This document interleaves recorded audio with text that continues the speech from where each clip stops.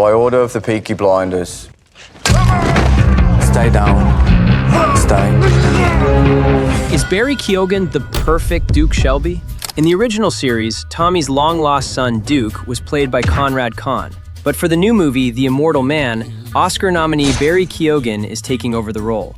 Is this a genius move by the studio? Or is it just a big-name celebrity play? To understand the change, you have to look at Duke's importance. He isn't just a secret son. Because of his full Romani heritage, he is considered the most pure-blooded heir to the Shelby legacy.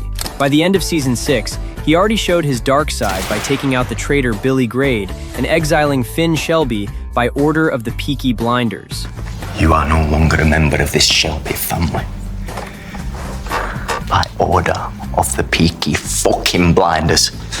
Fast forward to the movie, which is set 6 years later in 1940. Duke has grown into a core leader of the gang. His leadership is so brutal and savage that it actually forces a retired Tommy Shelby out of hiding to stop him. It's father versus son, and the stakes couldn't be higher. Creator Stephen Knight explained that the 6-year time jump required a major change in the cast. They needed an actor who could instantly convince the audience that Duke had become a hardened, sharp-edged leader. Barry Keoghan fits that description perfectly. His chemistry with Cillian Murphy is reportedly unstoppable. Plus, Barry has said for years that he's been dying to join the Peaky Blinders world. So, how do you think he did? Why did Tommy Shelby finally end it for Arthur Shelby?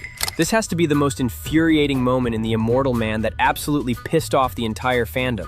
After 6 seasons of Brothers Forever, the Shelby story ends with Tommy taking out his own older brother. It's a complete betrayal of the show's legacy. In the film, Arthur has become completely uncontrollable due to years of physical and mental trauma. He attempts to steal from Tommy to find some kind of comfort, leading to a brutal, drunken confrontation between the two. Tommy, fueled by rage, finally crosses the line. But why did the usually calm Tommy lose control this time? He actually had a chance to stop, but he chose to finish it. The truth is, Tommy and Arthur were two sides of the same coin. Both were haunted by severe PTSD. Tommy believed that Arthur was too far gone to ever find peace, and this was the only way to set him free. At the same time, by removing Arthur, Tommy was destroying the mirror that constantly reminded him of his own war-torn past. He was killing his own demons to find a moment of silence. Behind the scenes, there's a real-world reason for this. Arthur's actor, Paul Anderson, faced personal issues that made his return difficult. The writers had to close Arthur's chapter for good, leading to this controversial brother versus brother tragedy. It was a dark, final sweep of the old era. Do you think this is reasonable? How did Barry Keoghan end up on Cillian Murphy's radar? Easy target. All it took was a single Father's Day text. At the time, casting for The Immortal Man was in full swing. On Father's Day, Cillian, a father himself, had completely forgotten about the holiday. Father's Day. I had forgotten it was Father's Day, or nobody had let me know it was Father's Day. Right. I didn't get any. Wait, this is a good time to say, like, you actually have children. Yeah. Literally no one had bothered to wish him a happy one. Barry texted me Yeah.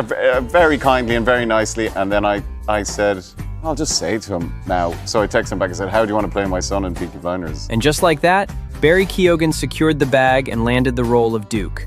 But you've got to wonder, why on earth was he texting Cillian on Father's Day in the first place? Well, their father-son destiny actually dates back to 2017. In Dunkirk, Cillian Murphy played a soldier struggling with PTSD, while Barry was George who was trying to help. In a moment of pure mental collapse, the soldier accidentally pushed George down the stairs, ending his life. Back then, Barry was just a newbie on set. He joked, "Getting killed by Cillian Murphy in a Nolan film? That's one hell of a career flex." No one saw it coming. 9 years later, that minor character he killed would be standing in front of him with a gun, calling him Dad. Looking back, Cillian remembers Barry as just a kid. On their way home, they were so convincing that people actually thought they were father and son.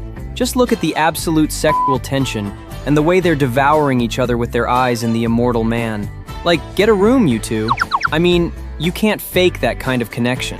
So, are you shipping this father-son duo? Is Tommy Shelby out of character in The Immortal Man? From the TV series to the movie, does Tommy feel like a stranger to you?